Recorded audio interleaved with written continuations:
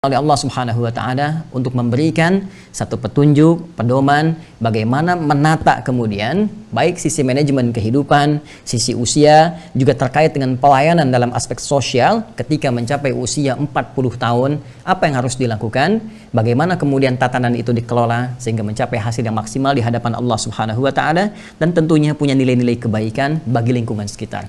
Ini yang coba kita akan tampilkan yang akan berfokus pada satu ayat dalam Al-Quran dan turunan tafsirnya, yaitu Al-Quran surah ke-46. Ya, sekali lagi, Al-Quran surah ke-46, surah Al-Ahqaf di ayat yang ke-15 yang tadi dibacakan oleh qari kita. Masya Allah, semoga Allah berikan berkah kepada beliau dan kita semua. Ya, kita merujuk kepada Quran surah ke-46. Mohon izin saya berdiri untuk memperjelas. Di ayat yang ke-15 di mushaf standar ada paling kiri, ya, sebelah atas posisinya. Penting saya sampaikan bahwa Quran surah ke-46, ya, saya tuliskan Al-Ahqaf, ya, di ayat yang ke-15 ini nanti asbabun nuzulnya, ya, sebab turunnya ayat ini diantaranya adalah berita dan apresiasi yang disampaikan oleh Allah Subhanahu wa taala terkait dengan kebahagiaan sahabat Abu Bakar As-Siddiq dan doanya kepada Allah Subhanahu wa taala ketika beliau mendapatkan anugerah yang sangat luar biasa. Apa anugerah itu? Ini populer sekali di kitab-kitab tafsir, bahwa pada saat itu beliau telah mencapai usia 40 tahun, teman-teman sekalian.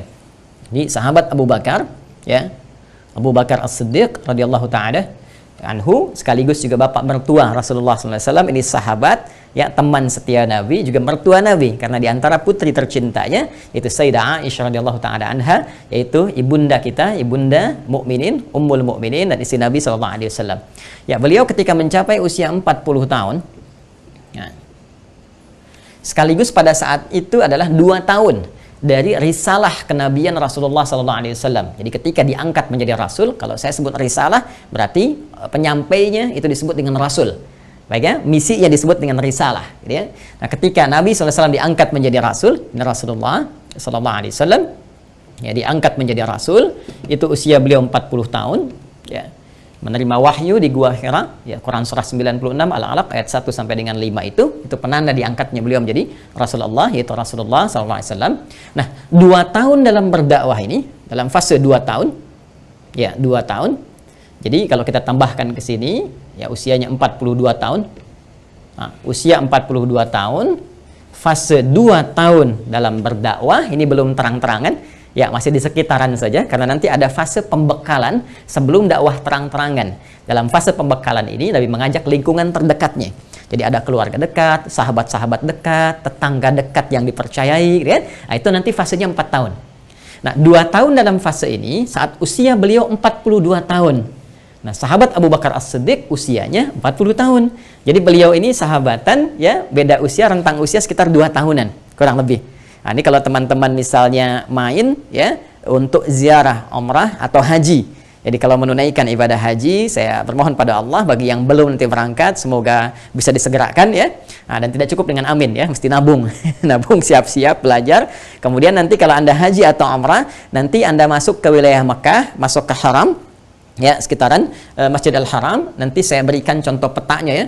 Kalau sekarang misalnya di sini ada ini maktabah, yang sekarang Maktabah Kadimah, ini tempat lahirnya Nabi. Ini Hotel Zamzam di sebelah sini.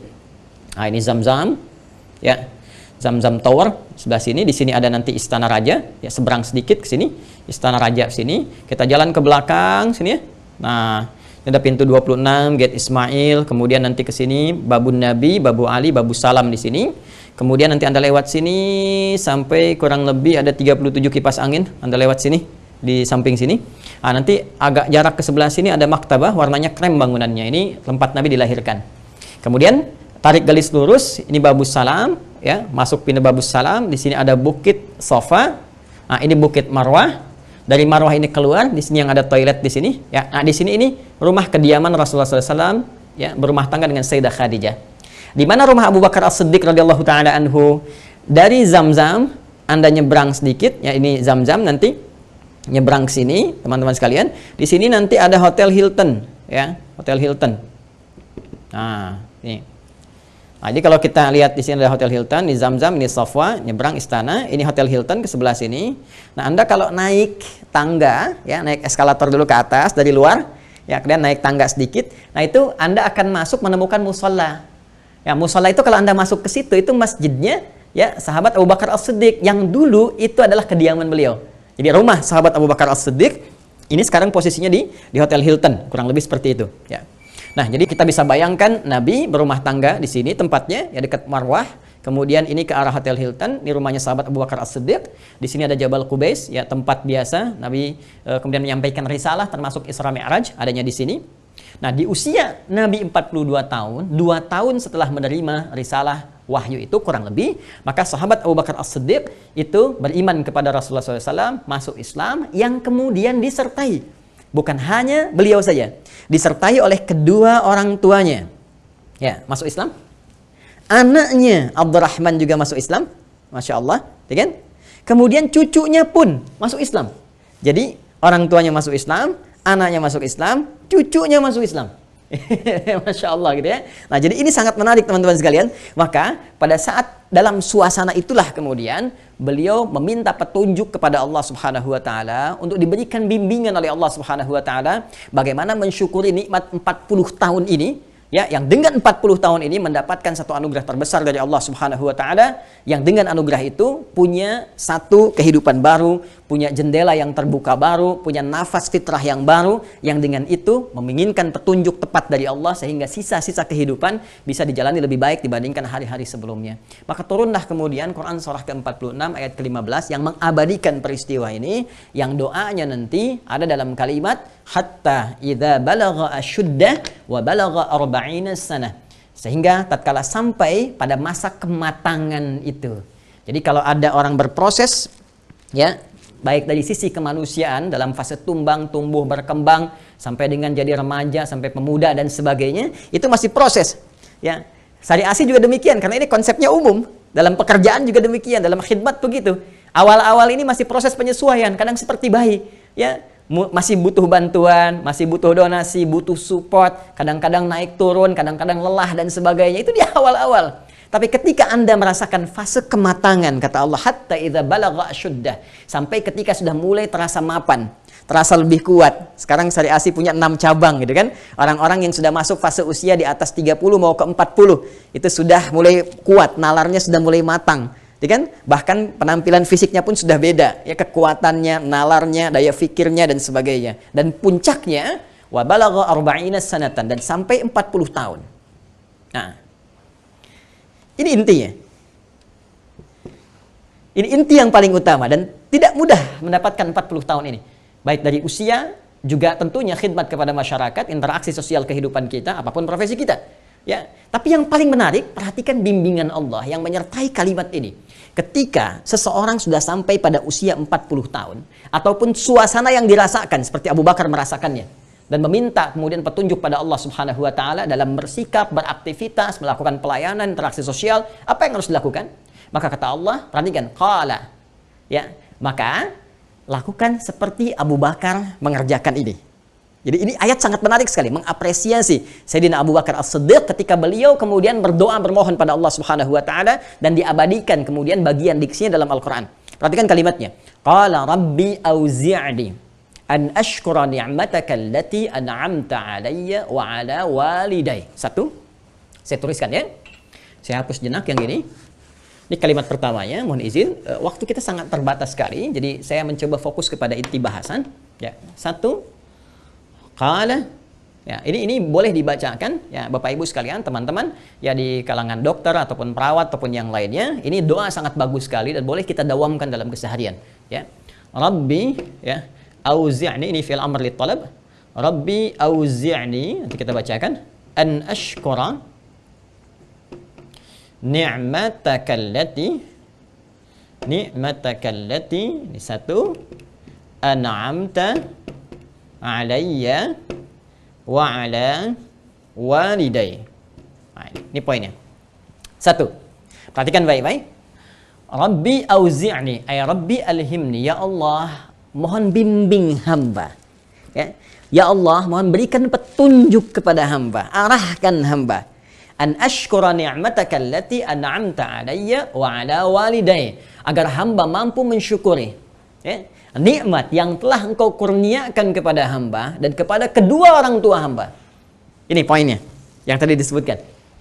Nah, tapi ingat dalam kaidah nanti ilmu Al-Quran, ada di kaidah ulumul Quran mengatakan al-ibaratu bi umumil lafzi la bi khususis sababi.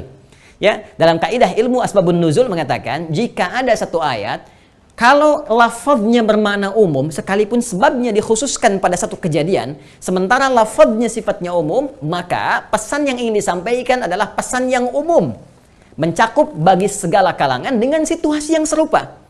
Artinya, pesan ini ingin disampaikan pada setiap kalangan, baik dalam konteks usia 40 tahun, ataupun dalam konteks pengabdian, aktivitas, sosial, dan sebagainya, sudah sampai usia 40 tahun.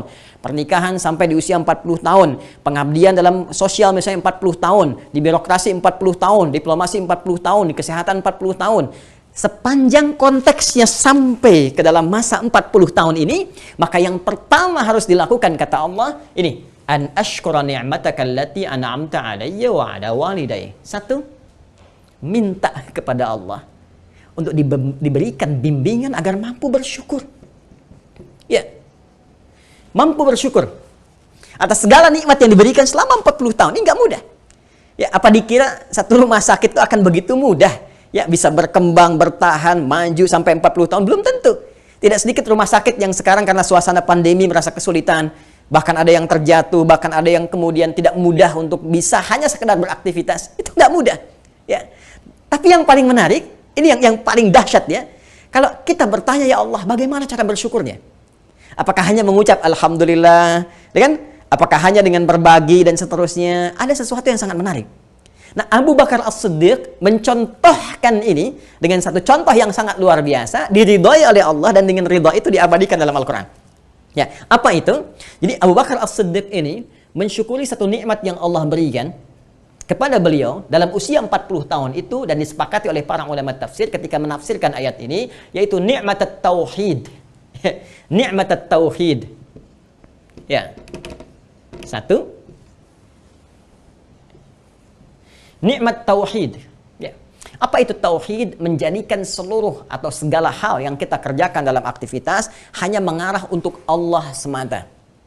Ya, jadi kalau kita misalnya mohon maaf kita mau makan, makannya kita kerjakan karena Allah, gitu kan? Kemudian kalau kita mau minum, kerjakan karena Allah. Kita bekerja, kerjakan karena Allah. Kita beraktivitas, kerjakan karena Allah.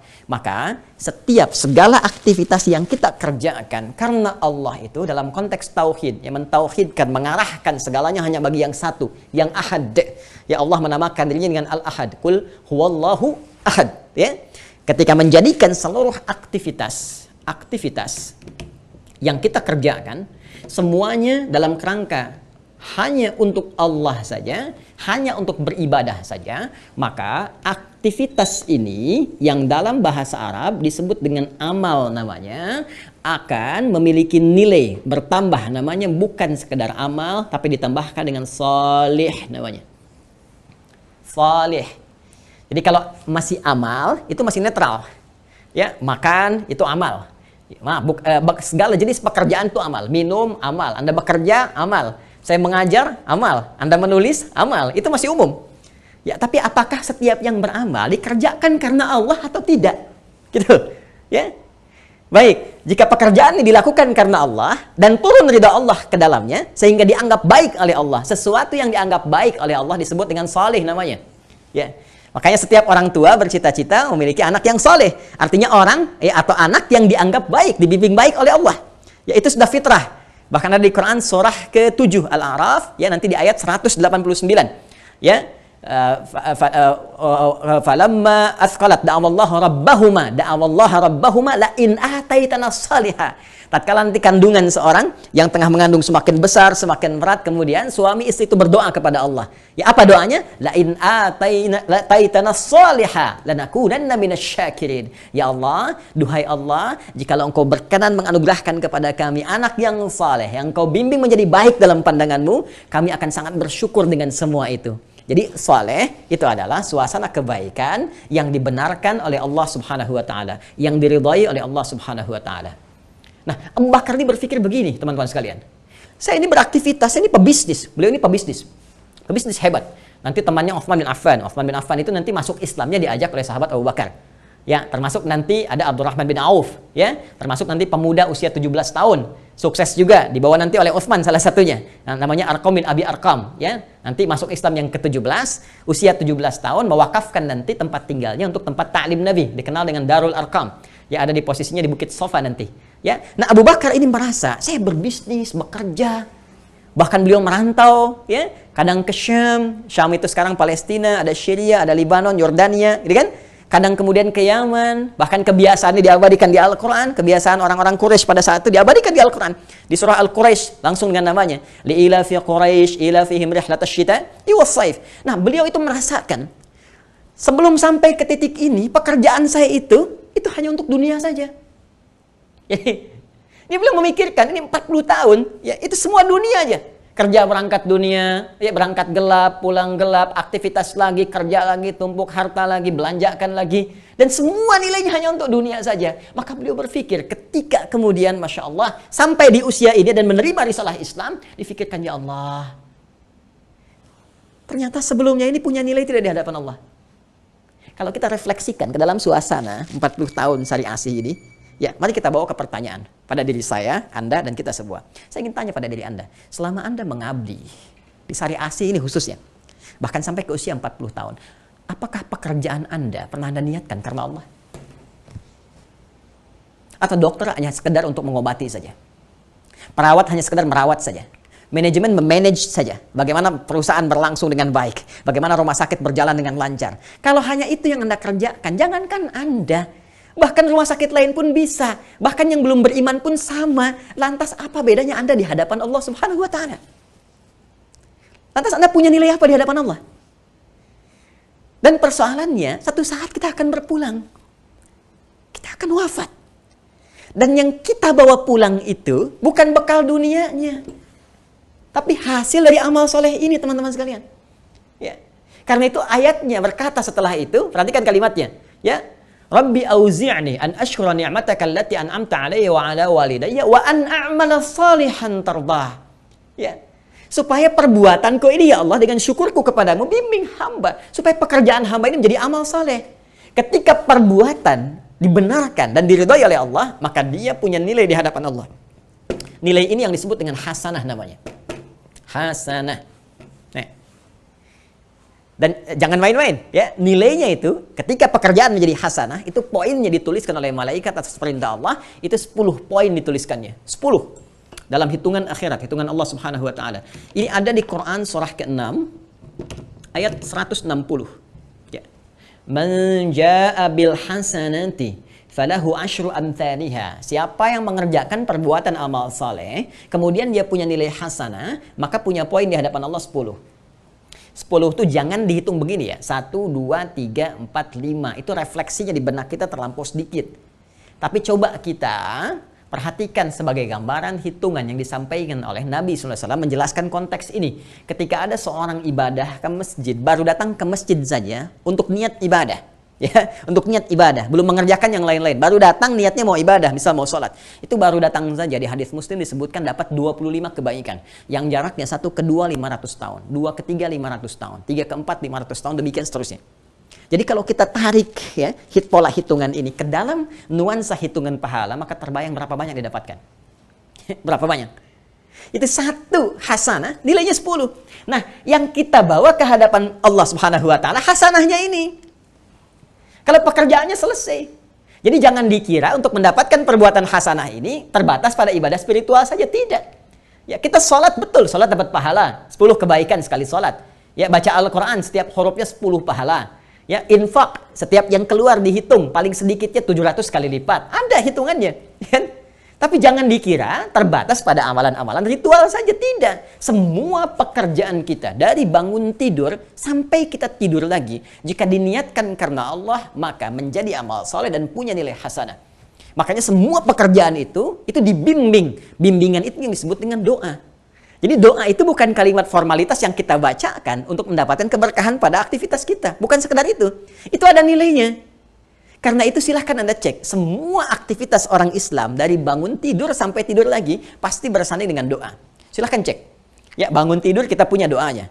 Ya, silahkan. Bahkan kita berpakaian ada doanya, makan ada doanya, urusan ke toilet pun ada doanya, langkah diatur. Masuk kaki kiri doanya, kemudian keluar kaki kanan, antara masuk dengan keluar beda, ke masjid ada doanya, masuk dengan keluar beda, langkahnya tak sama dengan saat ke toilet, ya. Silahkan, semua ada doanya. Bahkan tak mampu pun atau belum tahu pun membaca doanya, cukup kata Nabi untuk mendapatkan hasanah ini, maka lakukan karena Allah. Ya, kalimat nabinya kullu amrin dzibalin la yubda'u fihi bi bismillahirrahmanirrahim fahuwa abtar. Ya, cukup ucapkan bismillahirrahmanirrahim. Paling singkat bismillah. Anda lupa atau tak menyebutkan bismillahirrahmanirrahim, maka perbuatan itu tidak menjadi hasanah, tidak punya nilai di hadapan Allah Subhanahu wa taala. Ya, mau periksa pasien bismillahirrahmanirrahim, ya kan? Mau nyuntik bismillah, mau ngecek hasil bismillah, ya. Dan ketika disebutkan nama Allah, bismillah, ya, itu punya arti. Ba-nya itu banyak, punya ada 14 fungsi ba dalam bahasa Arab. Lil murafaqah, lil islah, lil ilsaq, lil ghayah, untuk menunjukkan satu pendampingan, satu kedekatan, ya, untuk menunjukkan satu tujuan, untuk menunjukkan satu maksud. Jadi kalau Anda mengatakan bismillahirrahmanirrahim, kemudian Anda mau visit ke pasien misalnya, maka Anda katakan, ya Allah, aku visit ini, perhatikan baik-baik, aku kerjakan karenamu dan aku merasa diawasi olehmu, ya Allah. Ya, maka nggak akan main-main. Anda tidak akan pernah memberikan misalnya, mohon maaf, advice yang tidak baik. Anda tidak akan pernah menuliskan sesuatu yang tidak Allah sukai. Ya, di admin juga demikian, tidak akan menginput sesuatu yang tidak Allah senangi, karena Anda merasa diawasi Allah. Ya, demikian seterusnya. Bismillah mau minum, mustahil orang minum yang haram baca bismillah. Maka semua aktivitas yang dikerjakan itu ada dua bonusnya. Satu, Allah berikan kemudian nilai pahala di dalamnya. Ini 10 poin. Nah, ini yang akan ikut sampai kita pulang kepada Allah. Ya, adapun yang lainnya mah itu bonus dunia berkahnya. Ya, saya beri contoh misalnya, mohon maaf, ketika Anda menyuntik, apakah suntikannya akan ikut? Tidak. Ke alam kubur saja tidak. Apakah ketika Anda mendapatkan bagian misalnya dari dunia, apakah dapat gaji kah, dapat bonus kah, ya, dapat income kah, apakah akan ikut? Tidak. Itu hanya akan punya nilai ketika dia menjadi amal soleh di hadapan Allah Subhanahu wa taala. Semua selesai. Pakaian selesai. Tidak ada orang meninggal dipakaikan dengan pakaian kebanggaannya misalnya, baik perawatkah, dokterkah, atau yang lain, tidak. Semua menggunakan satu perangkat yang sama. Ya, dengan bentuk yang sama, kain kafan. Hanya nanti ya pola penggunaannya bisa berbeda. Perempuan dengan laki-laki, perempuan ada kerudungnya, laki-laki terbatas pada berapa helai kain saja. Semua itu yang dibawa itu saja. Dan yang paling menarik ketika pulang ini yang dibawa nih. Makanya pertanyaan terbesar dari ayat ini bukan pertanyaan saya, mohon izin teman-teman keluarga besar. Ini Allah yang tanya. Ya, saya hanya wasilah saja. Kenapa Anda mengundang saya? Banyak para ustaz, para ulama yang bisa menyampaikan. Tapi ketika tiba-tiba kemudian, mohon izin, ya Allah mengarahkan Anda untuk memilih saya untuk menyampaikan. Dan tiba-tiba kemudian ayat ini yang bicara. Seakan-akan ada pesan yang ingin disampaikan. Sekarang ayatnya bertanya, apakah setiap keluarga besar di Sari Asih itu yang melayani dengan penuh kasih sayang, apakah nilai kasih dan sayang ini punya nilai di hadapan Allah yang penuh dengan kasih dan sayang? Allah Rahman dan Rahim. Ya, pemberi kasih, pemberi sayang tanpa batas. Sekarang perbuatan, pekerjaan Anda punya nilai enggak? Selama 40 tahun ini. Ya, insya Allah tentunya ya. Insya Allah. Hanya persoalannya adalah ayatnya belum selesai. Belum selesai. A'mala salihan tardah. Ya Allah, bimbing hamba untuk mensyukuri nikmat yang telah Engkau anugerahkan kepada hamba. Ya, cara mensyukuri tadi, gunakan seluruh aktivitas kita untuk menjadi amal soleh di hadapan Allah Subhanahu wa taala. Diniatkan karena Allah, diniatkan karena Allah. Tadi saya lihat beberapa slide ya, dari pelayanan-pelayanan, dari interaksi dan sebagainya, ya. Dan alhamdulillah semua nampak baik keseluruhannya. Ya, namun demikian nanti akan ada yang sangat menentukan, dan penentuannya adalah diridho Allah Subhanahu wa taala. Amal soleh yang diridhoi Allah. Berarti pertanyaannya, ada amal saleh yang tidak Allah ridhai. Ini poinnya. Wah, ini terbayang ya. Masya Allah, ini terbayang nih. Ini mohon izin ya, saya kasih perbandingan begini dulu nih, teman-teman sekalian ya. Wah, ini nih poinnya. Ini ada usia 40 tahun. Kalau kita ambil usia umur dulu deh ya, umur kita masing-masing dulu, jangan kesaliasi dulu. Ya, kita ambil dari kita dulu ya. 40 tahun ini, kalau kita beraktivitas, ya taruhlah asumsinya, pada umumnya, gitu kan? Pada umumnya kita beraktivitas ya setengah barangkali secara umum. Yang digunakan beraktivitas kan kita ambil masa tidur kita kan. Jadi kalau kita ambil tidur kita misalnya secara umum ya, nggak semuanya. Ya tidur secara umum malamnya, kemudian tidur siangnya, tidur capeknya dan sebagainya, kita ambil setengah usia lah. Saya 20 tahunnya gitu kan, kurang lebih. Maka sisa aktivitas kita itu ada 20 tahun. Nah, Nih, makannya, minumnya, dan sebagainya, gitu kan? Interaksi dan sebagainya, 20 tahun. Kira-kira yang menjadi amal soleh itu berapa tahun? Yang punya nilai di hadapan Allah, yang menjadi ibadah. Ya, kita ambil 10 tahun, jangan terlalu pesimis ya, ambil setengahnya, ini 10 tahun misalnya. Nah, dari 10 tahun ini, yang diridhoi Allah itu berapa? Ya, nanti kita lihat batasan ridhonya. Ya, kita ambil contohnya misalnya 5 tahun lah, insya Allah, jangan terlalu pesimis ya. Nah, sekarang terbayang, kalau 5 tahun yang kita asumsikan dari usia 40 tahun yang punya nilai ini segini. Sekarang kan belum selesai hitungannya. Dosa yang dikumpulkan berapa tahun? Kadang tak sengaja misalnya, berbuat sesuatu yang kotor, melihat atau bahkan sengaja melihat yang salah, lihatnya ke handphone, lihatnya ke taklim, tapi iklan-iklan yang buka aurat masih dilihat juga. Kebanyakan lihat iklannya dibandingkan lihat taklimnya. Coba lihat, ya bikin status yang tidak baik, berselisih dengan orang lain, pikiran yang kotor dan sebagainya. Berapa banyak terkumpulkan? Maka tentunya kalau kita bandingkan ini kan belum dihitung dosanya. Artinya apa? Kalau kita sadar ada sesuatu yang kurang, ya sementara kita akan pulang kepada Allah, maka orang yang cerdas pasti akan memanfaatkan sisa waktunya untuk diisi yang lebih baik dibandingkan hari sebelumnya.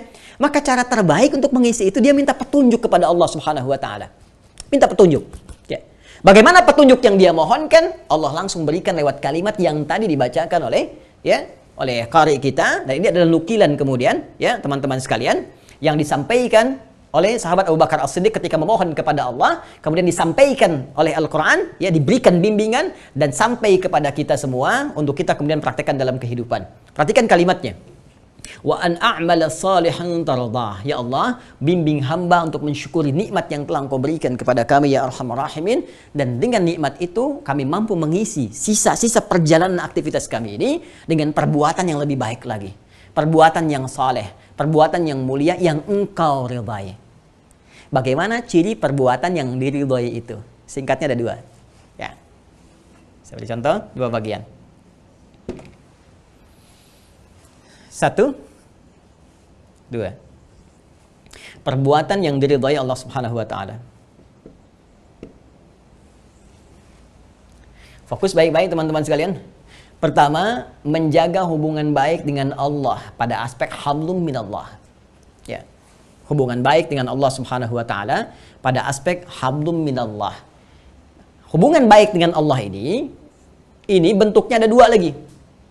Ya, 1, menjaga perintahnya. Biasanya masuk pada aspek-aspek ritual dalam konteks ibadah spiritual. Misal, mohon izin ya, ada salat ya, Masya Allah tadi itu luar biasa dipraktekkan, contoh memberikan tayamum, ada ustadz pembimbingnya dan sebagainya, itu sudah luar biasa ya. Itu luar biasa. Nanti rasanya akan lain, Bu. Ya. Teman-teman, Bapak-bapak sekalian, Bapak Ibu sekalian, rasanya akan lain, akan berbeda gitu ya. Nanti dalam suasana yang lain kita akan belajar bagaimana keberkahan diberikan ketika aspek ini dijaga ya. Ketika aspek ini dijaga. Contoh misalnya salat, tadi sudah disampaikan, kan? Setiap waktu salat dijaga waktu salatnya, diberikan taujihat kepada yang lain, pasien-pasien diingatkan. Itu suasana itu akan sangat luar biasa. Dan nanti yang diberikan oleh Allah pun akan dahsyat. Ya, nanti ada salah satu rahasia ya, satu rahasia yang sangat besar. Bagaimana seseorang yang mendekati Allah dalam keadaan sakit atau memberikan bimbingan kepada orang sakit, dan dalam bimbingan itu dioptimalkan peningkatan hubungan baik dengan Allah, aspek hablum minallah, terutama menjaga perintah Allah Subhanahu wa taala. Itu nanti Allah akan berikan percepatan dalam kesembuhan, bahkan memberikan satu hal yang sangat dahsyat yang bahkan secara medis ada yang memvonisnya mustahil. Ya. Jadi obat itu dibagi 2. Ya, penyembuh dibagi 2. Satu disebut dengan dawa. Ya, ada riwayat sampai kepada kita likul lidain dawa. Setiap penyakit itu ada obatnya. Ya, ilal maut, kecuali kematian.